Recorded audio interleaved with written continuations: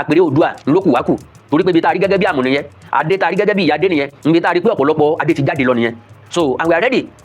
especially me láti lo last drop mi láti defend the throne of Oòduà àti Ilé-Ifẹ̀ so ara máa ń kan wọ́n sí mi èmi náà dẹ̀ mọ̀ àwọn èèyàn kan máa advice mi tí n bá ń rìn lójú títì kí n máa wẹ̀yìn and again kí n má ṣe mistake lọ sí Ọ̀yọ́ èmi náà dẹ̀ sọ pé I have said it times without number kò sí nǹkan tí mo sọnù sọ́yọ́ tí mo ń wá lọ orí nǹkan táwọn ọmọ Ọ̀yọ́ led by ọ̀gbẹ́ni tó pèrè láàrẹ Ọ̀wàlà tó wà l'Amẹ́ríkà wọ́n lọ sọ pé káwọn Ọ̀yọ́ jáde kí wọ́n máa sọ̀rọ̀ sáwọn èèyàn ní àwò wọ́n máa sọ̀rọ̀ sáwọn ọba tẹ́nìkan bá ń bú bàbá yín tẹ́nìkan bá ń bú ọba yín tẹ́ẹ̀ bá lè sọ̀rọ̀ dìdìrín ní ìgbàdógóje ọyẹ jáde. So to the best of my understanding mo dẹ̀ fi Ọlọ́run ọ̀run búra wípé I love Ọba Bímbọ́lá Akeem Ọwọ́adé wholeheartedly ṣùgbọ́n mo wà disappointed torí expectation mi ni pé tí wọ́n bá dé wọn ó ṣe pẹ̀lú Ọọ̀ni n tó wà lẹ́jẹ̀ mi nìyẹn. gẹ́gẹ́ bí ọ̀tá ìbáyẹn àwọn ará orogún òwò ni orogún kí ló jẹ́ orogún òwò Ọlọ́run dá wa bákan náà ẹ̀bùn wọ̀ papọ̀ Ọlọ́run fà ti jẹ wá síbì kan náà orogún òwò mẹ́kìlá fẹ́ fi ṣe. majority àwọn tí ń sunkún lónìí ṣàṣà nínú wọn lọ́fẹ̀ẹ́ Aláàfin Ọwọ́adé jù mí lọ. Yorùbá Parapọ̀ TV ẹ máa gbọ́ ẹ máa wò ó ẹ subscribe síbẹ̀ ẹ like ẹ bó bá ṣe ń lọ àwa ò ní jẹ́ kétí yín ó di sí o Yorùbá Parapọ̀ TV àgbàlẹ́tù ọmọdé làwọ̀. Awíkòkó ti jáde o ẹkùn ọkọ Ọ̀yọ́ ọ náà ló tún jáde pẹ̀lú àwọn ọ̀rọ̀ kan níbi tí ó ti ṣàkàwé ẹ̀ tó yìí ti sọ wípé àwọn kan ń tún ìtàn ọmọ Yorùbá kọ àwọn kan ń tún ìtàn Ọọ̀ni kọ bẹ́ẹ̀ ni àwọn kan ń tún ìtàn àwáṣẹ̀ kọ láti jẹ́ kí ó dùn ún mọ̀ nípa bí wọ́n ṣe ń gbèrò láti sọ kí ó di mímọ̀ fún àwọn èèyàn wípé ìlú Ọ̀yọ́ ni gbogbo wa ti jáde wá òun náà Awíkòkó ti wá jáde wípé kí ni ṣe tí àwọn ọmọ Ọ̀yọ́ ń dorí ìtàn Yorùbá kodò nítorí pé gbogbo náà la mọ̀ pé Ilé-Ifẹ̀ ni gbogbo ọmọ orírun Yorùbá kóòtù òjìrè ti wá ó wá ń sọ nípa bí Ààrẹ Almaroof ṣe jáde ó ní kí gbogbo àwọn ọmọ Ọ̀yọ́ máa jáde o tí gbogbo ẹnikẹ́ni tó bá ti sọ̀rọ̀ lórí ayélujára Awíkòkó ti wá jáde tán lórí àwọn ọ̀rọ̀ ọ̀hún nípa bí àwọn kan ti ṣe jáde ó ní òun lòún fẹ́ràn Ọba Akeem Ọwọ́adé jù pàápàá nígbà tí ó ṣẹ̀ gorí àpèrè níbi tí inú òun ti ń dùn wípé yóò ní ìbáṣepọ̀ pẹ̀lú Ọọ̀ni ti Ilé-Ifẹ̀ gẹ́gẹ́ bí àwọn méjèèjì ti jẹ́ ọ̀dọ́ ọba tí wọ́n sì wá láti ìlú òkèèrè pẹ̀lú òye kíkún ó ní ṣùgbọ́n wọ́n wá jẹ́ ohun tó yanilẹ́nu nígbà tí Ọba Akeem Ọwọ́adé dé tí ó sì kàyìn sí Ọọ̀ni ti Ilé-Ifẹ̀ ó ní títí ẹ̀mí ó fi bọ́ lẹ́nu òun o wípé ti Ilé-Ifẹ̀ lòun ó máa ṣe bẹ́ẹ̀ sì ni pẹ̀lú àpèrè Oòduà òun náà ni òun sì máa dáàbò bò wà ní ohun tó lè múnú òun dùn òun náà ni pé kí àwọn ọmọ Ọ̀yọ́ gbà wípé lóòótọ́ o Ilé-Ifẹ̀ òun náà gbogbo wa ti ṣẹ̀ wá kí wọ́n sì bọlá fún Ilé-Ifẹ̀ ọ̀hún ó ní ṣùgbọ́n sáà wò tán bá sọ pé bẹ́ẹ̀ kọ́ ó láwọn ọjọ́ tẹsẹ̀ bọ́ ṣòkòtò ìjà kan náà ó ní káwá wẹni tí ọ̀rẹ́ nú àwọn méjèèjì àwọn àtàn kan wà tí àwọn ọmọ Ọ̀yọ́ pa tí ò tọ̀nà òun náà ni Awíkòkó ti wá kẹnu bọ̀rọ̀ ọ̀hún ẹni tó jẹ́ pòfẹ́sọ̀ kan tó wá láti ìlú Ọ̀yọ́ ó ló tún àwọn àtàn kan kọ láti jẹ́ kó dùn láti sọ pé òótọ́ ni tẹ́ni ọ̀hún sọ Awíkòkó ti wá gbéná wojú ẹ̀ wípé ìtàn tí bàbá òun kọ wípé ìtàn tí ọ̀tọ̀nà ni ìkọkúkọ gbáà ni bàbá òun kọ ẹ wo ọ̀rọ̀ lọ́rọ̀ òkè ń dùn púpọ̀ lẹ́nu tèmi o bàbájẹ́gbà àkọ́kọ́ lẹ́yìn ń wò wá mẹjọ lólùfẹ́ wa tẹ́lẹ̀ rí ṣùgbọ́n ẹ ò tí ì tẹ subscribe button síbẹ̀ à ń bẹ̀ yín ni ò bá wa tẹ̀ sójú ẹ̀ ẹ wá má gbàgbé láti tago pélébé tí ń bẹ lẹ́gbẹ̀ẹ́ èyí tí ó máa rán yín létí nígbàkúùgbà tá a bá ti wà lórí ètò ẹ̀já ṣíà ètò ọ̀hún ẹ̀já pín kálẹ̀ Awíkòkó sọ dẹ́ndẹ́ mú ọ̀rọ̀ àwọn ọmọ Ọ̀yọ́ tún gbọ́ wòtòwòtò Awíkòkó lòun ò ní gbà ó wá dárúkọ gbogbo àwọn ọmọ Ọ̀yọ́ pátápátá tí wọ́n ń gbógun tòun ó ní bó ti wù kán pọ̀ tó ó ní òkè òun náà ló sì máa rẹ́yìn omi o. And again kí n dẹ̀ tó ń sọ fún ẹ̀yin èèyàn mi torí etí tó gbà lọ gbọ́dọ̀ gbábọ̀ wọ́n ti release Facebook mi lénìí ló jẹ́ kí láǹfààní àti wò mí lórí ẹ̀. So to the best of my understanding mo dẹ̀ fi Ọlọ́run ọ̀run búra wípé I love Ọba Bímbọ́lá Akeem Ọwọ́adé wholeheartedly ṣùgbọ́n mo wà disappointed torí expectation mi ni pé tí wọ́n bá dé wọn ó ṣe pẹ̀lú Ọọ̀ni n tó wà lẹ́jẹ̀ mi nìyẹn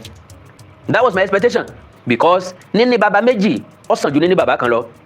at least ká lè jagbà sọ́tún ká lè jagbà sósì not on anything tàbá fẹ́ nǹkan lè káàró òjìrì kábà láàfin sọ káláàfin sọ pé ká má wọ́rì máa pe Ọọ̀ni kábọ̀ ní sọ́kọ̀ ní sọ pé ẹ̀fẹ̀ lẹ́yìn olè fún mi èmi àtàláàfin máa sọ̀rọ̀ that was our expectation ìgbà tá a wá rí otherwise yẹn ló ń bí wa nú tá a fi ń jáde tí kábíyèsí bàbá wa láàfin bá change lónìí èmi àkàndá ọ̀rọ̀ Awíkòkó máa change lọ́la táláàfin bá wá sílé Ifẹ̀ lónìí látọ̀la lọ máa bẹ̀rẹ̀ sí ní praise Aláàfin yes ìgbà náà máa mọ̀ wípé okay lóòótọ́ Aláàfin ọ̀bọ̀ níjà ṣùgbọ́n gbogbo ọ̀rọ̀ nínú pépà àbí ọ̀rọ̀ nínú kíní kan ká sọ pé èmi àtọ̀ ní ọjà akọ́lù ara wa lánàá bá sọ̀rọ̀ lánàá no that is not what we want ìrẹ́pọ̀ tó bá ṣe é ṣe ká kó yín lọ sídìí Ògún ẹ̀yin bàbá wa méjèèjì ẹ ń bá ṣèkà lẹ́yìn ẹnìkan ẹ má pèrè ẹnìkan láì dá lẹ́yìn ẹnìkejì kórí báyìí fún ẹ má tún bíjà ẹ má tún fàjà láàrin ẹ̀yin méjèèjì kórí báyìí fún then gbogbo àwọn tá à ń sọ̀rọ̀ lórí social media pátá lórí Ọ̀yọ́ àti Ilé-Ifẹ̀ ẹ kó alọ̀ dí Ògún ká lọ búra ẹ má tún mention kankan nu wa kórí báyìí fún ẹ má tún kọ̀kọ́ kúkọ nu wa bẹ́ẹ̀ lè má expect káwọn kan máa provoke wa káwa wá mọ́wọ́ lẹ́rán ká máa wòran nígbà tá a dé lórí ọ̀fẹ́ àti dáhùn so whatever tí wọ́n bá post ẹ jẹ́ list wọn Ọ̀yọ́ legacies Ọ̀yọ́ legacy diary ìkànnì ọgbọ́n ajíṣebí Ọ̀yọ́ group kan bẹ tán pè lọ́mọ Ọ̀yọ́ group wọ́n ní bọ̀bọ̀ kan ọlọ́kadà kan báyìí ló ń ladmin wọn bẹ̀ bọ̀bọ̀ kan wà tán pè Ládédayọ̀ Victor so ìkan náà wà ń bẹ unconditional kínní kan aṣíwájú ìkan náà wà ń bẹ aṣíwájú ọmọ Yorùbá oríṣiríṣi Ọ̀yọ́ la wà ìkan wà tán pè ní Ọ̀yọ́ la wà oríṣiríṣi wọn sàpọ̀ bẹ́ẹ̀ tí gbogbo wọn ò bá ti kọ átíkù tí ò nídìí ìdà nípa Ọọ̀ni ìdà nípa Aláàfin ìdà nípa Ọọ̀ni ìdà nípa Ilé-Ifẹ̀ ìdà nípa distort ìtàn because mo rí kan nu wọn tó ń ṣépè fáwọn ọmọ Oǹdó àti Èkìtì tó ń ṣe pé báyìí ló ṣe máa rí fún wọn pé wọn ò mọ orírun wọn pé ọmọ Ọ̀yọ́ ni wọn ìkan sọ́tò díẹ̀ sẹ́yìn pé ó ní àwọn Oǹdó tó Oǹdó bá ń bú àwọn Oǹdó yẹn ọmọ àlè ni torí pé Ọ̀yọ́ ni wọ́n ti lọ so káwọn ọmọ Oǹdó kọ̀ọ̀kan tó máa jáde wípé àwọn ọ̀gbọ́n nínú ìtàn àwọn pé Ọ̀yọ́ làwọn ti lọ kábíyèsí tó sọ bẹ́ẹ̀ ní Àkókó wọn náà ń pọ́ bá àkàrí Àkókó ni wípé Ọ̀yọ́ làwọn ti wá gẹ́gẹ́ bí ọba tí wọ́n bá fẹ́ establish ẹ̀ dáadáa fún wa mo sì máa wá program yẹn ẹ̀ tó bá dẹ̀ rí kó send ẹ̀ sí mi lórí WhatsApp mo máa wá program yẹn láti sọ̀rọ̀ nípa ẹ̀ tí wọ́n bá fẹ́ sọ̀rọ̀ gẹ́gẹ́ bí ọba ilẹ̀ Káàárọ̀ Oòjíire nítòótọ́ ọba gidi tó fẹ́ ìrẹ́pọ̀ láàrin àwọn ọba méjèèjì ọba gidi tó fẹ́ ìrẹ́pọ̀ nílẹ̀ Káàárọ̀ Oòjíire bí tí wọ́n bá sọ wípé Ọ̀yọ́ la ti wá wọ́n wá padà sọ wípé ṣùgbọ́n Ilé-Ifẹ̀ l'Ọ̀yọ́ ti lọ wọn ò sọ bẹ́ẹ̀ tí bàbá yẹn ń claim ni wípé bí Ọ̀yọ́ ṣe wà bọ́n ṣe sọ nìyẹn bí Ọ̀yọ́ ṣe wà ní Ilé-Ifẹ̀ ṣe wà ní Benin ṣe wà ó wrong kì í ṣe nǹkan táwọn fẹ́ káwọn olórí wọn mọ portray nìyẹn because lójú àwọn èèyàn kan wọ́n fọkàn sí pé bóyá kórìíra Aláàfin Ọ̀wọ́adé majority àwọn tí ń sunkún lónìí ṣàṣà nínú wọn ló fẹ́ràn Aláàfin Ọ̀wọ́adé jù mí lọ so ṣàṣà nínú wọn 2025 ni wọ́n pìkì Aláàfin Ọ̀wọ́adé at least mo ti ń tẹ̀lé wọn bọ̀ láti 2022 so wọ́n tó bá ẹ̀sẹ̀ ń sọ̀rọ̀ ní ìsìn ọmọ nǹkan tó ń sọ in tí mo sọ tàbí tí mo ń sọ nípa Aláàfin ọ̀pọ̀lọpọ̀ àwọn èèyàn náà ló ti rí ọ̀pọ̀lọpọ̀ àwọn èèyàn náà ló ń sọ nípa rẹ̀ o rí nǹkan táwọn ọmọ Ọ̀yọ́ led by ọ̀gbẹ́ni tó pèrè láàrẹ Ọ̀wàlà tó wà l'Amẹ́ríkà wọn ló sọ pé káwọn Ọ̀yọ́ jáde kí wọ́n máa sọ̀rọ̀ sáwọn èèyàn ní àwò wọ́n máa sọ̀rọ̀ sáwọn ọba tẹ́nìkan bá ń bú bàbá yín tẹ́nìkan bá ń bú ọba yín tẹ́ ẹ̀ bá lè sọ̀rọ̀ dèdèrìn ní ìgbàdógóje ọyẹ ẹ jáde ẹ̀yin tẹ́ ẹ jẹ́ sọ̀rọ̀sọ̀rọ̀ ẹ̀yin akéwì lọ́yọ̀ọ́ ẹ jáde bí ẹni pàwọ́ tá ń sọ̀rọ̀ à ń sọ̀rọ̀ baselessly bí ẹni pàwọ́ tá ń sọ̀rọ̀ ọmọ nǹkan tá ń sọ bí ẹni pàwọ́ ń sọ maliciously bí ẹni pàwọ́ kàn déédéé bínú Ọ̀yọ́ àbádéédéé bínú Aláàfin èmi tí wọ́n sọ̀rọ̀ Ọ̀yọ́ ni mí bóyá ẹgbà kọ̀ọ̀kan mi now ó wá dálẹ̀ tán nìsín àwọn yẹn wá ń ṣe ju nǹkan tó ń gangan ní lọ́kàn lọ but inú rẹ̀ ń dùn sí sínú ẹ bá ń dùn sí inú ẹ gbọ́dọ̀ dùn láti gba tó bá jáde against nǹkan táwọn yẹn ń ṣe because èmi ò ní mọ́wọ́ lẹ́rán kí n máa wòye gbogbo nǹkan tó bá sọ mú láti kanta ẹ̀ dandan ni compulsorily because mo jáde fúnra lára mi Yorùbá ní adájọ́ mọ́tà sí asọ̀rọ̀ mọ́yẹ̀ tó bá sọnù ẹjẹ́ á wá mo jáde fúnra mi pé anything táwọn yẹn bá sọ látọ̀yọ́ gbogbo ẹni mo máa fèsì lóòótọ́ gbogbo ajá tó bá gbóni lọ́nà ọjà kó là dá lóhùn but èmi sọ fún wọn mo sáà sọ síwájú pé gbogbo ẹ mo máa fèsì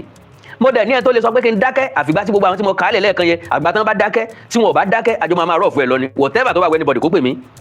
ọwọ́ wa ó dẹ̀ dúra wa lọ ọwọ́ wo yóò dúra wa lọ kò sí bó ṣe lè jẹ́ káàdì ẹ̀ ó sogún kọ́ sọgbọ̀n àgùnì ó de kéṣin sí ó pé gba ìbálẹ̀ lọ́kọ wọn so kò sí bó ṣe lè bọ́n ṣe lè pọ̀ tó lọ́yọ̀ọ́ torí pé ó yàtọ̀ síra wọn ẹni tó ń ṣe nǹkan nítorí ẹ̀tanú ó yàtọ̀ sẹ́ni tó ń ṣe nǹkan nítorí bó ṣe rí gangan everybody mọ̀ wípé akandọ́ra wípé kò ní ìjà pẹ̀lẹ́ nìkankan and likewise mi níbínú pẹ̀lẹ́ nìkankan torí mo kẹ́kọ̀ọ́ nínú èdè Yorùbá wípé bá a bá ti kórìíra ẹlẹ́jọ́ ẹni ẹ̀bi là á jẹ lórí àwọn tí mò ń sọ yẹn bá fẹ́ dá mi lẹ́bi yóò ronú ẹ̀jìnlẹ̀ dáadáa bí ọba ní tó ṣe ẹ̀ṣẹ̀ kì í dédé ṣẹ́ lásán bí ọba ní tájá ń rí kì í dédé gbó ilé tán bá ti ń pobìnrin kú mọ́lú ẹ̀já lọ wò dáadáa ikú ti polú ilé wọn ni bóbìnrin bá fi dìwú sàkọ́bí dandan ni ó ṣeéṣe kó jẹ́ kó ti bí ìbejì ibì kan kí èmi ó tó sọ̀rọ̀ ó máa nídìí pàtàkì ló máa fi jẹ́ pé ẹ̀ ń sọ̀kù sí ni tọ́sọ̀kù ta lu ni ló béèrè ìdàrọ́ padà àwọn tí wọ́n ń sọ̀kù látọ̀yọ́ tẹ́ bá rí àrà tí wọ́n ń dá lórí Facebook tẹ́ ẹ̀ bá lè sọ̀rọ̀ tẹ́ ẹ̀ lè kọ́sẹ̀ wọn táwọn àgbà tí ń bẹ lọ́yọ̀ ò lè stop wọn ẹ má jáde síta láti wá bá mi sọ̀rọ̀ ẹni tó bá tẹ́ lọ́rùn kó ohun tí mo bá ṣe ẹni tí ò bá tẹ́ lọ́rùn kó má wò ó ṣùgbọ́n lọ́jọ́ ọjọ́ kan àwọn ọmọ kan ó dìde tí wọ́n mọ̀ rí nǹkan tí wọ́n ń ṣe látọ̀yọ́ pé àwọn ìwo náà wá ń ṣerú nǹkan báyìí ṣùgbọ́n ńgbà tán bá wá dáadáa wọn sọ pé ok má nǹkan náà dá wọn lóhùn gbà yẹn ẹjẹ́ agbọ́ fàṣàn tí má nìyẹn ntẹ́mi bá wá nìyẹn tó bá sọ pé torí content ni mo fi ń ṣe ìhí tó bá sọ pé torí traffic ni mo fi ń ṣe ìhí tó bá sọ pé torí owó ni mo fi ń ṣe ìhí I don't care because mo ti wà prepared ńgbà tí mo ń bọ̀ ní ayé kí n tó yan sẹ́tí mo yàn láàyò mo ti wà prepared mo ti mọ̀ wípé larger percentage ni yóò bú mi tí yóò ṣépè tí yóò béèbú tí yóò sọ̀rọ̀ àlùfànṣá tí yóò discourage mi ìwọ̀nba pélé mọ́ làwọn tí yóò encourage mi làwọn tí yóò ṣàdúrà fún mi làwọn tí yóò support mi làwọn tí yóò help mi mo ti gbà bẹ́ẹ̀ mo dẹ̀ like ẹ̀ bẹ́ẹ̀ ìbára ènìyàn ìṣọ̀tá Ọlọ́run ni mi wá láti wájọ́ rẹ̀ nìkankan because majority máa ń wo gan pé mi ò kí ń pè èèyàn mi ò kí ń ṣe kinní kan dá mi bẹ́ẹ̀ ni kì í ṣe ti gbéraga gbogbo àwọn tó jẹ́ fans mi mọ̀ mi I have never tested anybody privately tàbí kí n call èèyàn privately fúnra lára mi no tẹ bá pè mí tí n bá miss call yín tọ́rẹ̀ jẹ́ tó wà important sí mi I will call you back bí ọba dẹ̀ bá mi lára mu màá call tiẹ̀ nígbà tí èèyàn bá pè because mo fọkàn sí pé ẹni tó bá fẹ́ pè mí á kọ́kọ́ béèrè lọ́wọ́ mi ṣé ó convenient fún mi time tó convenient fẹ́ nìyẹn mo lè wà lórí program mo lè máa record mo lè wà nínú studio mo lè máa kọ̀wé tó jẹ́ pé tẹ́niyẹn bá ti pè mí ó máa distract nǹkan tí mo ń kọ́ ó máa distract inspiration mi so gbogbo nǹkan ló wà ní ìwọ̀ntúnwọ̀nsì àti ètò lọ́dọ̀ mi ní tí mo bá dúró ni wípé májẹ̀mú ni kẹ́nìkan kan máa tàkì Ilé Ifẹ̀ nǹkan ẹyọkan tó kù wá kù gẹ́gẹ́ bí àṣà nìyẹn nísìnyí ọ̀rọ̀ Ọ̀yọ́ ṣẹlẹ̀ everybody yàn àtàkì Ọ̀yọ́ left right front back torí pé wọ́n kọ́ọ̀lù fún ni lóòótọ́ ọ̀pọ̀lọpọ̀ èèyàn ní sọ̀rọ̀ nípa Ọ̀yọ́ but tọ̀dọ̀ mi mọ bí Ọlọ́run ṣe ṣe tó fi jẹ́ pé ó ń kàn wọ́n níbi tí ọ̀dà ó dẹ̀ ń gún wọn bí sọ́sọ́ ó ń gún wọn bí abẹ́rẹ́. now láti Oko ni Àjàká ti lọ sí Ẹyẹó gẹ́gẹ́ bí àròbá ìtàn ṣe fílẹ̀ làjàká ti lọ sí Ẹyẹó náà ti fi so lórí. now gbogbo àwọn Ọ̀yọ́ Mèsì pátá kò sẹ́ni tó ní tírèsì Ọ̀rànmíyàn tàbí tó ní tírèsì Odùduwà nínú wọn wọ́n yìí ṣe fẹ́ wọn ò tán mọ́fẹ́ rárá. Ìbàrùbá Tápà Bọ̀gún ni wọ́n kò níyàn jíjà nú àwọn Ọ̀yọ́ mọ̀ bẹ́ẹ̀ so láti bẹ̀ tẹ bá gbọ́ nù tán wọ́n sọ wípé ok o Dada tí í ṣe Àjàká pé ó ti tutù jù to the extent pé Olówù ìgbà náà ó mú nígbèkùn ó mú lọ sówù kì í ṣe Òwu tó sì fẹ́ o Òwu yẹn according to ìtàn ó wà níbi tí wọ́n pè ní Igbó Òwu wà nítòsí river Niger láyé ìgbà yẹn gbogbo àwọn ìlú yẹn súnmọ́ gbogbo bẹ̀ yẹn so n tó mú Olówù mú odidi Aláàfin odidi Ọlọ́yọ̀ọ́ nígbà yẹn ó túmọ̀ sí wípé àwọn empire kan ti wà síwájú Ọ̀yọ́ tí wọ́n ń pariwo yìí ok wọ́n wá lọ pé Tẹ̀là Ìtìolú tá a tún pè ní Tẹ̀là Òkò kẹ́ lè mọ̀ wípé Ọ̀rànmíyàn relate mọ́kò dáadáa Òkò làwọn ọmọ ẹ̀ náà use mọ́ wọ́n á lọ pé Ìtìolú Tẹ̀là that is tá ń pè ní Ṣàngó kọ́ wá bá wọn rescue Àjàká Tẹ̀là lọ sílé Olówù ó mú Àjàká padà wá but àwọn Ọ̀yọ́ wọ́n ti wá wò wípé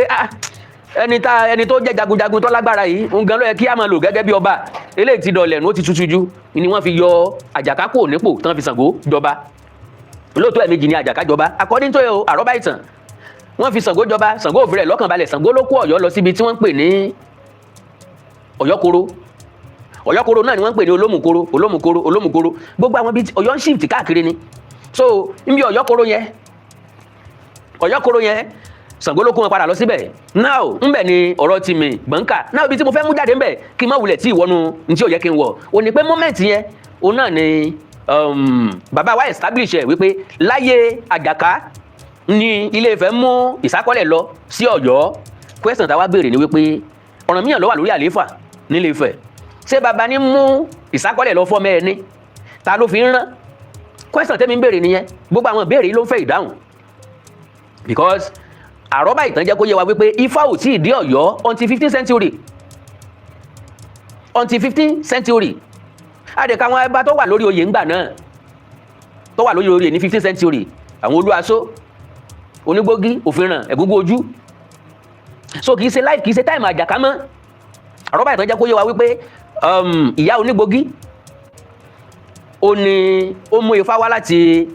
Àdó Àwáyè gbogbo ẹ lọ bẹ́ẹ̀ ọ̀rọ̀ tó pọ̀ ni so question tèmi kí n má sọ̀rọ̀ jù ó ní wípé láti establish ẹ̀ sínú ìwé bẹ́ẹ̀ lọ́dọ̀ bàbá wa Wándé Abímbọ́lá with due respect ó ti lọ́wọ́ kan àbòsí nínú that means wọ́n gbìyànjú láti favour Ọ̀yọ́ against Ifẹ̀ kò make sense nígbà tá a bá sọ wípé Ilé Ifẹ̀ san ìsákọ́lẹ̀ fún Ọ̀yọ́ because ó wà lórí gbogbo ọmọ Ọ̀yọ́ ń gbé ṣe bí Aláàfin ti mú wọn lẹ́rú rí ń fẹ̀ ọmọ kan ti ẹ̀ gbé jáde ńgbà kan wípé Ọọ̀ni ọlọ́gbẹ́ ńlá bí Aláàfin mú lẹ́rú wá sọ́yọ́ ó post picture kan gbà yẹn láyé ìgbà tí wọn kò tí ì sí fọ́tò yíyà now ẹ wá wò ó káwọ́ ọmọ kanta nǹkan tó ń sọ majority àwọn tó ń wò ó ni wọ́n believe pé òótọ́ ni wọ́n ń sọ because àwọn ọmọ yẹn kan dish out anyhow ni so eléyìí Olúwa dá ọ láre èmi ọ̀dọ́ lẹ́bi o pẹ̀lú àdáadáa tó ń sọ lórí péjì mi o lọ péjì àwọn aráalé kọ́ lọ́mọ kí bàbá rẹ tó ń kí òkè ṣe ń bí o èmi ọ̀dọ̀ ọlẹ́bi ó kàn tẹ nọ́nsẹ̀nsì síbẹ̀ ni mo ti dá ọlẹ́bi lọ pẹjọ́ wọ́n fi ibi sú Ọ̀rànmíyàn ló jẹ́ kí ó padà sílé bàbá rẹ̀ wọ́n fi ibi sú ojú Ọ̀rànmíyàn wà ní láti wá òun náà fẹ́ gun àpèrè Oòduà ni well ẹ̀yin èèyàn mi ẹ̀ ti rí pé mi kọ́ ni mo kọ petition o àwọn tí wọ́n kọ petition ìrókọ wọn ń bẹ Ọ̀túnba Dáre Adélẹ́kàn group chief executive Probe communication group lead petitioner àwọn ni wọ́n kọ now this is my stand Ọlọ́run ní jẹ́ káwọ́ orí ní tí wọ́n fi rọ kábíyèsí Ọ̀wọ́ Adénípò because bàbá wa Yẹmí Fáròǹbí jẹ́ kó yé wa wípé àwa náà dẹ̀ mọ̀ wípé governor can do and not do. Ẹni tó fi ní joyè ó lè bọ́yè lọ́rùn ẹni. Yorùbá ní ẹni tó sògùn arẹmọ fún ni ó lè gbọmọ òun pa. So with that bàbá jẹ́ ó yé wa wípé governor máa yọ anybody kò dẹ̀ sí nǹkan tẹ́nìkan kó ṣe but we don't pray for that. N tá n pray fún òun ni wípé kí Aláàfin ọwọ́ ẹ̀yìn wò kí wọ́n má wo mọ́gbàmọ́gbà kí wọ́n má wo àwọn tí wọ́n advice wọn nínú palace kí wọ́n jára wọn gẹ́gẹ́ bí ẹni tó expose gẹ́gẹ́ bí ẹni tó nírìírí gẹ́gẹ́ bí ẹni tó ti jáde kúrò nínú ìlú kí wọ́n fira wọn wí àwọn riffraff àwọn tí ń wá ojú rere tó máa kúnnú ààfin tàbí tó máa yí wọn ká àwọn tí ń fara nù wọn bí ológbò ní táwa fẹ́ nìyẹn kí changes yóò wà àwọn náà ó yẹ káwọn náà ti rí i pé ìfẹ́ wà nínú ìrẹ́pọ̀ ìdàgbàsókè ń bẹ nínú ìrẹ́pọ̀ ìdàgbàsókè ń bẹ nínú ìfẹ́ k'Aláàfin ó bá Ṣọ̀ún ṣe k'Aláàfin àti Ṣọ̀ún kí wọ́n bá Olúbàdàn ṣe k'Olúbàdàn Aláàfin àti Ṣọ̀ún kí wọ́n bá Ọ̀kẹ̀rẹ̀ Àṣẹ̀yìn àti Gàngán àti gbogbo wọn kí wọ́n bá wọn ṣe Onígbòho kí wọ́n bá wọn ṣe kí rẹ́pọ̀ àti àlàáfíà kó wà láàrin àtàwọn ọba tó wà nípínlẹ̀ Ọ̀ṣun ìpínlẹ̀ Oǹdó ìpínlẹ̀ Èkìtì oríire àti ayọ̀ gbogbo wa ló máa jẹ́ ìṣègbà tẹ́nìkan bá tó bá isolate rẹ̀ tàbí tó ń wúpá wípé òun lòún du àwọn tó kù lọ ẹnìkan kò jẹ́ ẹnìkan kan mọ́ lọ́mọ́ láyé ìsìn jurisdiction kálukú ó dì mọ́wọ́ so ara máa ń kan wọ́n sí mi èmi náà dẹ̀ mọ̀ àwọn èèyàn kan máa advice mi tí n bá ń rìn lójú títì kí n máa wẹ̀yìn and again kí n má ṣe mistake lọ sí Ọ̀yọ́ èmi náà dẹ̀ sọ pé I have said it times without number kò sí nǹkan tí mo sọnù sọ́yọ́ tí mò ń wá lọ mo ti bu yẹ̀pẹ̀ bẹ̀ díwọ́ táàrù Ọ̀yọ́ bá ń sọ mí màá dálẹ̀ máa fẹsẹ̀ tẹ́ kò sí gbégúnjó lọ́yọ̀ọ́ bò sáńjà ń bẹ̀ ẹ̀ lérí mi ń bẹ̀ kò síbi tí mo lè lọ tí mo lè gbọ̀yọ́ kọjá that is it so bó dẹ̀ ṣe máa wà náà nìyẹn Ọlọ́run ló sọ pé kó rí bẹ́ẹ̀ kádàrá ló sọ pé kó rí bẹ́ẹ̀ because tí Facebook bá wò dáadáa wọ́n á mọ̀ wípé mi sọ̀rọ̀ tó jẹnu lọ mi ì dẹ̀ kọjá àyè mi ì dẹ̀ ṣe nǹkan tí ò dá lórí bíbá yìí because ìtàn là ń sọ àlàyé ọ̀rọ̀ dẹ̀ là ń ṣe fúnra wa bẹ́ẹ̀ nìkan kan jà rí mi ì dẹ̀ ní bẹ́ẹ̀ nìkan kan jà téèyàn kankan ò bá ti bá mi jà jẹ́jẹ́ mi mọ́ ń lọ wọ́n expect wípé káwọn ọmọ sọ̀kò látọ̀yọ́ kẹ́nì kankan mọ́ fún ọ lésì wọ́n ń gbìyànjú láti pàkàndọ́ra agogo lẹ́nu mọ́ wọn mọ̀ wípé iṣẹ́ tá a rán ọkọ lọ́kọ́ ń ṣe nínú oko ìran àdá nìkan ní yàbàrá ju ko ẹ̀bá ọ̀nà iṣẹ́ tó ríran mi òun náà ni mo ń ṣe ọ̀rẹ́ mi wà l'Amẹ́ríkà ń tọ́sọ lónìí ni wípé so far àtàtì máa sọ wípé empire Ọ̀yọ́ ti expire ó ní that means kingdom Ifẹ̀ náà ti expire can you imagine that òpònú tó dẹ̀ sọ bí mi rò pé ó sọ nǹkan kan fún níbẹ̀ kọ́mọ àlùbáríkà kan sọ pé kingdom Ifẹ̀ ti expire tàbí empire Ifẹ̀ ti expire so Ifẹ̀ tó jẹ́ orírun because Ifẹ̀ ò ever force pé àwọn ni àgbà àbí kọ́ ni ó sọ pé ẹ̀hún ló ń superior ọjọ́ bá kan lọ gbogbo ọmọ káàrọ̀ òjíire ló trace ilé ayé wọn padà sí Ilé Ifẹ̀ lọ́pọ̀ nu wọn lọ́mọ̀ wípé àásòótọ́ ní àyín lábẹ́ bí tí ò kó lè tó àásòótọ́ ọ̀rọ̀ and again ara lè mọ̀ kan yín ó nọ́mà ṣùgbọ́n bára bá ń kan yín tí ara ọ̀kan sí Ọ̀yọ́ Legacy tí ara ọ̀kan sí Ọ̀yọ́ Legacy Diary ara ọ̀kan sí Ìkànnì Ọgbọ́n ara ọ̀kan sí Ajíṣebí Ọ̀yọ́ ara ọ̀kan sí Ọ̀wàlà l'Amẹ́ríkà ara ọ̀kan sí Ààrẹ Òpùrọ́ ara ọ̀kan sí Ọmọ Ọ̀yọ́ Group ara ọ̀kan sí Adédayọ̀ Victor tí wọ́n insult Ọọ̀ni lọ insult Ọọ̀ni bọ̀ tí wọ́n distort ìtàn lọ distort ìtàn bọ̀ tí wọ́n balẹ̀ Yorùbá jẹ́ lọ balẹ̀ Yorùbá jẹ́ bọ̀ tọ́ọ̀ bá ti rí nǹkan kan sọ ń pa wọn mo fọlọ́run ọba mi bẹ̀ ọ́ má sọ fún mi pé kí n dákẹ́ bí ọba tẹ́wọ́ lọ́rùn bí ọba bá wọ lára mu àwọn generation kan ń bọ̀ tí ọba lára mu so kò sí bá a ṣe ṣe náà tí ò ní tí ó dùn gbogbo èèyàn nú ó di dandan gbogbo ilé táwọn náà ń ṣe lọ́dọ̀ wọn kì í ṣe gbogbo èèyàn ló dùn mọ́ nú ṣùgbọ́n tẹ́ẹ̀ táwọn fi máa bá wọn jà tàbí wọn ṣépè òun náà ni pé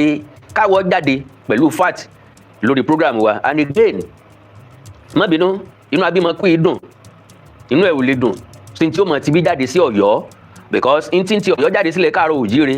kò í ṣe nǹkan tó dáa kì í dẹ̀ ṣe nǹkan tó kéré every blessed day ni wọ́n ń distort ìtàn lórí social media every blessed day ọ̀rẹ́ then ẹnìkan náà sọ̀rọ̀ bàbá kan náà sọ̀rọ̀ ṣe mo keep story yìí ṣá ọba kan lákòókò tó lọ́yọ̀ọ́ làwọn ti wá bàbá yẹn odidi ọba ni o ó ń try láti prove ẹ̀ fún wa wípé bí Ilé Ifẹ̀ ṣe wà náà lọ́yọ̀ọ́ wà níbẹ̀ ní wà pé kò sí nǹkan tó jura wọn lọ́nbẹ̀ odidi ọba ó lọ́yọ̀ọ́ làwọn ti wá òpònú tí sọ̀rọ̀ yóò bẹ́ẹ̀ kankan sọ̀rọ̀ nù wọn o so n tó bá mú ọ tó bá fi lè pa àwọn yẹn sákèsì tó dẹ̀ pé wọ́n láṣìírí tó bá pè mí láṣìírí ń bí àṣìírí ní baba ńlá kú bá bẹ́ẹ̀ ń gbọ́ jẹ́ pé ọmọ Fúlàní ni ọ kàwé gan ni ẹ ò níran ànùmọ́dàrò ni ọ síbi oníke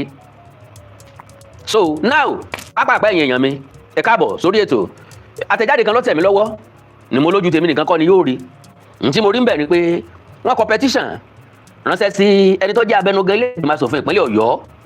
petition ni mo mú wá tó pònú kan fi ń ṣépè fún rẹ̀ ẹ má jáde léyìn olóhùn ẹ jẹ́ àwòṣe nǹkan káwòṣe tiwa káfílẹ̀ tó kù lẹ̀ fọlọ́hún ẹ sì rí nǹkan kan ọ̀bọ̀bọ̀ kan náà lónìí mo rí tó ń sọ̀rọ̀ tí ó tọ́ bá lẹ́nu pé ọwọ́ máa tó tẹ̀ ọ́ gbogbo ó máa proof ẹ̀ ó máa proof àwọn nǹkan tó ń sọ yẹn ní kóòtù well àfi tí wọn náà bá ti lè proof bẹ́ẹ̀ ṣe gbà pọ́kànbí ni baba ńlá baba yín tó bá ti lè proof ẹ̀ ń kóòtù n tó fi hàn ọ́ wípé ọ̀kànbí ni baba ẹ̀ àti n tó fi hàn ọ́ tó fi mọ̀ wípé Aláàfin ló superior ju Ọ̀ọ̀ni lọ n tẹ́ fi ń sọ wípé Ilé Ifẹ̀ kì í sorírun wa àfi tó bá ti tẹ́yìn náà bá ti lè proof ẹ̀ ní kóòtù tẹ́ ẹ̀ bá ti lè proof ẹ̀ má sọ jargons kankan bí báyìí MC Wise God bless you my brother Ọ̀túnba Rafiu Yusuf mi ò ní wáyé Ifálọládé awóyinfá bẹ́ẹ̀ ni awó ọmọ yinfá ìfọ́ ọmọ àbí ìfọ́ bóun náà ti máa ń sọ náà awóyinfá ìfáwọn Elédùmarè bẹ́ẹ̀ ni àbí bẹ́ẹ̀ kọ́ God bless you all so àwọn kankan bẹ́ẹ̀ tí mo ti drop léwì bombshell ni and again kí n dẹ̀ tó ń sọ fún ẹ̀yin èèyàn mi torí etí tó gbà ló gbọ́dọ̀ gbábọ̀ wọ́n ti release Facebook mi lénìí ló jẹ́ kí n láǹfààní àti wò mí lórí ẹ̀ ẹ bá ń wórúkọ ẹni tó sẹ́ndì sticker sí mi ẹjọ́ mi fóònù ilé ò jẹ́ kí n láǹfààní àti rí wọn dáadáa Joshua bá ń wórúkọ ẹni yẹn kí n lè appreciate wọn so pápápá ni mo fẹ́ ṣe now gbogbo ìgbésẹ̀ tọ́yọ̀ ń gbé ẹ má gbàgbé anything ló lè ṣẹlẹ̀ sí ẹ̀dá whatever tó bá ṣẹlẹ̀ sí ẹ̀dá ẹ̀já gbà wípé sábàbí àti àmúwọ́ Ọlọ́run ni lóòótọ́ ibi kankan ò ní ṣẹlẹ̀ sí wa but nǹkan tí wọ́n ń pè ní mission tàbí tí wọ́n ń pè ní vision tàbí tí wọ́n ń pè ní determination ó máa ti wà lákọọ́lẹ̀ pẹ̀lú Ọlọ́run so iṣẹ́ tí ọ̀dẹ̀ lówó oṣù kí láfẹ̀yìntì iṣẹ́ tí wọn ò bá rán ni kò ní nígbà tí èèyàn lè fún ní full stop so now oríṣiríṣi nǹkan làwọn Ọ̀yọ́ ń ṣe oríṣiríṣi ìgbésẹ̀ ni wọ́n ń gbé wọ́n kórìíra mi gan mo dẹ̀ mọ́ sọ fáwọn ọmọọṣẹ́ mi pé táwọn Ọ̀yọ́ bá rí òkú mi níbòjì wọ́n wọ̀ sínú oòrùn so kò kàn sí nǹkan tí wọ́n lè ṣe fún mi láti ibi tán wà ní so having said that kò wá sí pé ẹnìkankan irọ́ náà ni ó máa lọ kò wá sí ẹnìkankan tí ó wà dìfẹ́ǹdì àpèrè Ilé Ifẹ̀ àpèrè Oòduà tàbí orírun gbogbo wa iṣẹ́ tí mò ń ṣe tàbí nǹkan tí mò ń ṣe ọ̀pọ̀lọpọ̀ èèyàn ló yẹ kó máa ṣe ọ̀pọ̀lọpọ̀ wa ló yẹ kájọ máa ṣe because akíkanjú kan ò lè dógun sẹ́ bí ọba sálásì lẹ́yìn fún gbogbo wa ò lè wá lájú kalẹ̀ kí tàlùbọ̀ kó sí n ò lè wá kó níjọ ilé bàbẹ́ ẹ̀ so iṣẹ́ tí mo assign ara mi fún sí kì í kò sẹ́ni kankan tó rán mi bóyá Ọlọ́run ló wá rán mi o bóyá àwọn ọ̀rúnmọlẹ̀ ló wá rán mi o bóyá àwọn alálẹ̀ ló wá rán mi o I don't know so bó ṣe rí nu bó ṣe wà nu bí ọ̀dẹ̀ ṣe wà náà nu so God bless you ẹ káàbọ̀ now petition tí mo rí lélẹ́yìí tí wọ́n kọ sí abẹnugan ilé ìgbìmọ̀ asòfin ìpínlẹ̀ Ọ̀yọ́ Right Honourable Debo Ogundoyin the Speaker Ọ̀yọ́ State House of Assembly Parliament Building Secretariat Agodi Ibadan Ọ̀yọ́ State January 20th 2026 petition call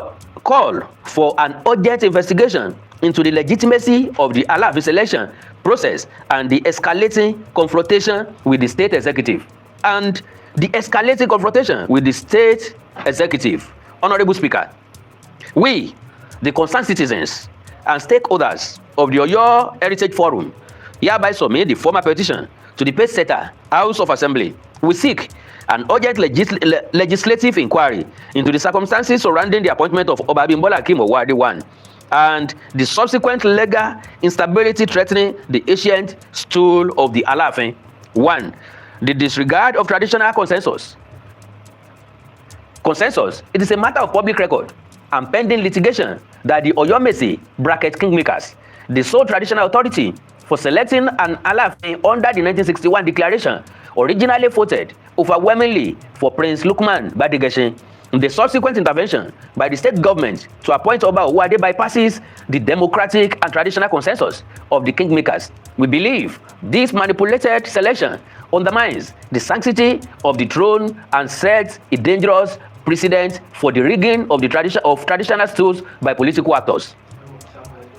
The warrant chiefs issue and I quote, the questionable use of emergency warrant chiefs to validate a selection that is substantive Oyomesi had already concluded.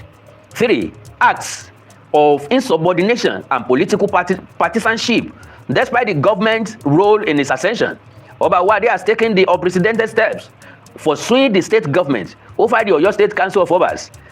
Further Amendments Law 2025. This litigation, coupled with its feasible alignment with the opposition APC party, constitutes gross misconduct and insubordination against the state executive. A monarch who is a product of government intervention cannot, in good conscience, turn around to challenge the state's legislative authority over the Council of Obas. 2. Legal vulnerability and judicial overreach. The current monarch's position is precarious due to the ongoing suit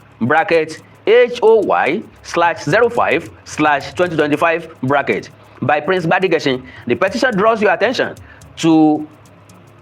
The Ifa controversy, the use of divination to justify the selection, which contradicts a standing 2022 High Court ruling stating that Ifa consultation is not a legal requirement in the Alaafin Chieftaincy Declaration. A monarch who is a product of government intervention cannot, in good conscience, turn around to challenge the state's legislative authority over the Council of Obas. 4. Our prayers. The House of Assembly, as the representative of the people, has the power to oversee the peace and order of the state. We humbly pray the House to, convene a public hearing, invite the surviving members of the Oyomesi to testify on whether the selection of Oba Owade followed the registered declaration, review the selection process, investigate if there was political rigging or undue influence in the submission of the monarch's name to the Executive Council, ensure compliance with the 2025 law, ensure that no traditional ruler, regardless of historical status, is allowed to store the rotational chairmanship, which aims to bring equity to the Council of Obas. Conclusion. The throne of Oyo belongs to the people, not to the highest political bidder. If the foundation of the king's reign is built on manipulation, the structure cannot stand. We urge the House to act before the staff of office is further devalued by court battles and partisan bickering. Respectively submitted, Otumba Dare Adelekan, Group Chief Executive, Probe Communications Group Lead Petitioner. So, ohun tó jáde lónìí tí mo fojú rí, tí mo ní kí ẹ̀yin èèyàn mi ó gbìyànjú láti wá wò ó àbí láti wá gbọ́ nípa ẹ̀. Now, mo rí ọ̀rọ̀ kan tí bàbá wa Yẹmí Fáròǹbí tí wọ́n sọ lórí program brother mi kan, mi tẹ morúkọ brother mi yẹn, captain ló máa wà níbi production. Mánu yìí, mo máa ń ra àwọn product wọn gan, very good analyst, very good interviewer, because wọ́n máa ń gbà àwọn èèyàn gidi wá sórí program wọn dẹ̀ máa ń interview wọn. So mo rọrọ̀ tí bàbá wa Yẹmí Fáròǹbí sọ ń bẹ̀, naturally mo máa gbà yìí lọ́wọ́ brother mi captain láti lo some of the lára ọ̀rọ̀ tí bàbá wa sọ ń bẹ̀ láti reanalyze ẹ̀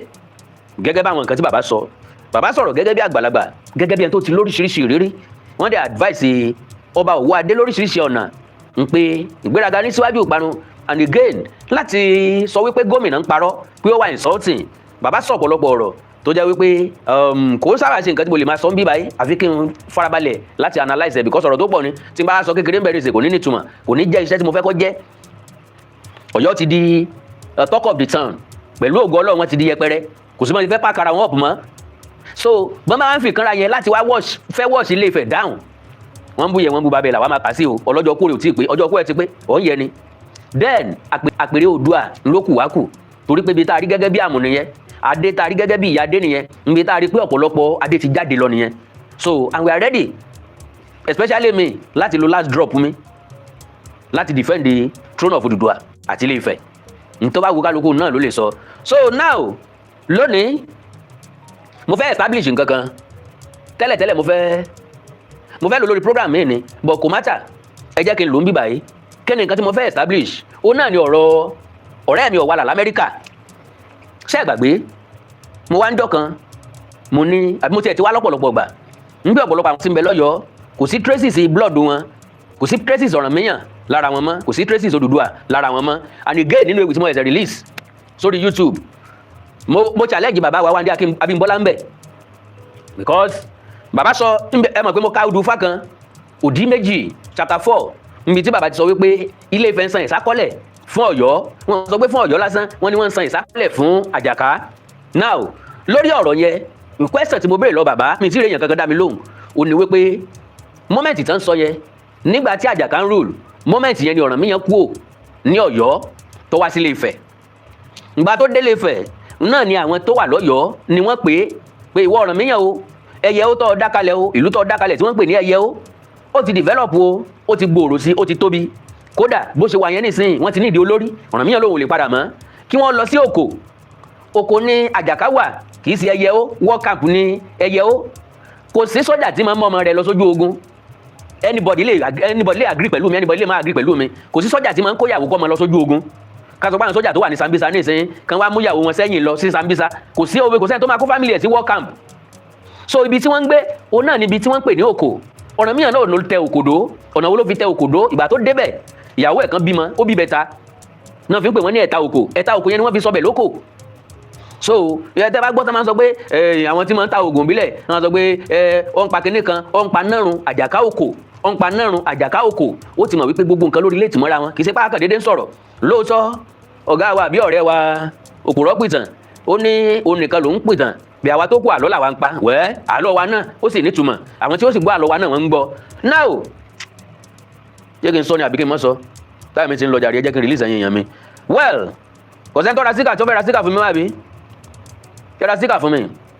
ń sàlẹ̀ bí tẹ́ tí ń wò mí náà ni ẹ máa rí dọ́là sign bẹ́ẹ̀ ẹ máa rí dọ́là sign bẹ́ẹ̀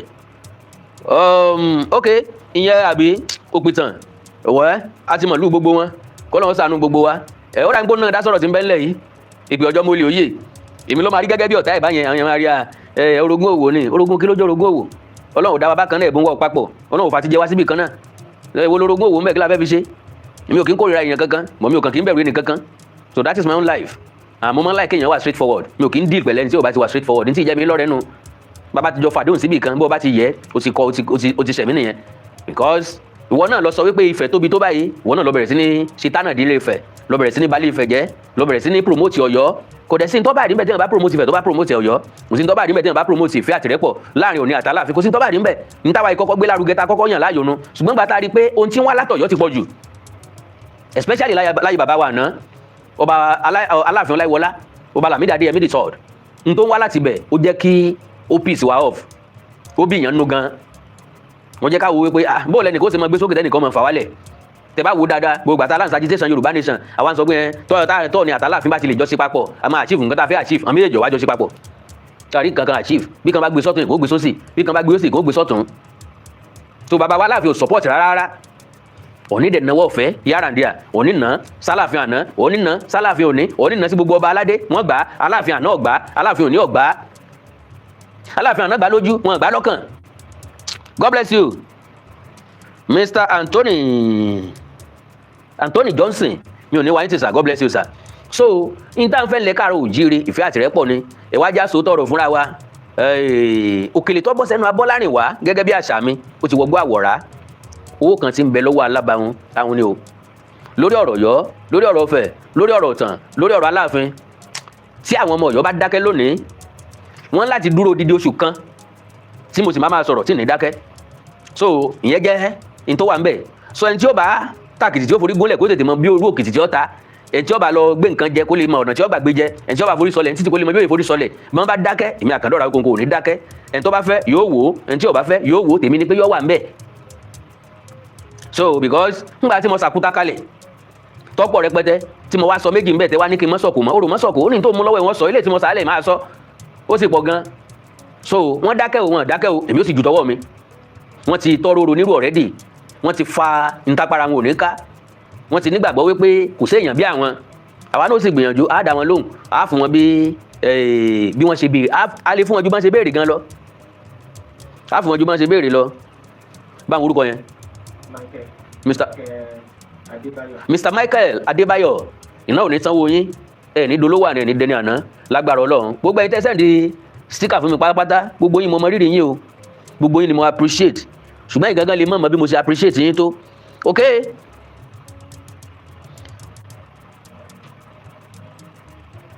ok bàbá àti wa láyín àbáàsì òpìtàn tó yanjú ni kò sẹ́ni tó sọ pé ẹnìkan ìṣó òpìtàn tó yanjú no problem brother mi is my brother àkàndínlọ àlejò rẹ ni àlejò jẹun papọ̀ àlejò jókòó papọ̀ ọlọ́mọdé àríbi láti jọ jókòó papọ̀ because àwọn èèyàn gan máa ń fọ́ nígbà mi wọ́n lè invite ẹ̀ kan tó invite òun náà ọ̀rọ̀ wa ti dàbí ọ̀rọ̀ Aláàfin àtọ̀ ni àlejò jókòó papọ̀ though ká mọ̀ wulẹ̀ tanra wa because I don't see him as my friend anymore ó ti stylish ló fi máa attack èèyàn tiẹ̀ indirectly ní máa attack èèyàn tiẹ̀ ó lè má dárúkọ Ọlọ́run dé mi bẹ́ẹ̀ Ọlọ́run dé mi kémi ọmọ dárúkọ èèyàn náà fi ń pè mí l'Awikonko mi kì í sára jẹ́ that is my own nature tó bá choose láti fi rò mí sí ẹ̀yẹ wrong person ló choose yẹ̀yẹ́ ìdùn mi sọ gbọ́ so yẹn káwọn ọmọ Ọ̀yọ́ lára gan pé kò síbi táwọn fẹ́ bu sí kò sí táwọn fẹ́ fi bu kódà kẹsọ pé dáàdì mi ya wèrè kú ni màá ní dáàdì mi nù kò sí tókè mi ṣebí mi ò sáyà ok àwọn kankan tí n bá ti rí ilẹ̀ rẹ̀ dáadáa ó máa ń ẹ̀wọ̀n pé ilẹ̀ tí ò tójú ẹni sóòkun rẹ̀ máa ń sòrò rìn ọ̀rọ̀ Àwùjalẹ̀ ọ̀rọ̀ nẹ́sà Àwùjalẹ̀ ó wà sensitive gan ó kò ní ọ̀rọ̀ téèyàn kàn déédéé máa ń sọ ọ̀rọ̀ Ọ̀yọ́ ọ̀rọ̀ Ilé-Ifẹ̀ tí mò ń sọ ó rọ̀ mí lọ́rùn gan torí pé research mi bá bẹ̀ lọ láti bẹ̀rẹ̀ ayé mi torí pé ìlú méjèèjì ni mo gbé torí pé mo ti ní knowledge ìlú méjèèjì láti lẹ̀ so ó rọ̀ mí lọ́rùn gan láì wòwe láì kàwé à ń bọ̀sibọ́sìn mo tún wá ń kàwé sí lójoojúmọ́ mo tún wá ń ka history sí lójoojúmọ́ mo ní a lot of history book nípa ẹ̀ sẹ́mọ̀ pọ́ yàtọ̀ sí ọ̀rọ̀ pé wọ́n du yẹn bì kan ó ṣòro láti déédéé tẹnubọ̀ téèyàn bá rí ilẹ̀ rẹ̀ dáadáa mo wá ń compile àwọn ẹ̀rí mi jọ àwọn nǹkan tí mo fẹ́ sọ̀rọ̀ lé lórí so ó wà ní mind mi possibly mo lè fi ṣe program possibly mo lè gbé jáde léwì ṣùgbọ́n àwọn òkú kan bẹ́ẹ̀lẹ̀ tí mo ti ṣàkalẹ̀ lórí ọ̀rọ̀ Ọ̀yọ́ àti Ifẹ̀ mo ti release méjì mo release kan lánàá àbí mo ti release kan lé níbẹ̀ so lágbára Ọlọ́run n ó tún sọ̀kan lọ́la nínú bíi mélòó kan tó wà lọ́wọ́ mi ìkan bẹ́ẹ̀ tí mo ti sọ tí mo pè ní orírun Ọ̀yọ́ ẹ máa mọ ibi tí Ọ̀yọ́ ti wá àwọn Ọ̀yọ́ tó wà ń bẹ ní sẹ máa mọ ibi tán ti wá ẹ dẹ̀ máa relate history wọn correctly ṣe tó bá ní argument lé lórí kó lọ bá Google rojọ́ tàbí kó lọ pe Òṣùpá lẹ́jọ́ so tó bá wù kálukú ni kálukú lè sọ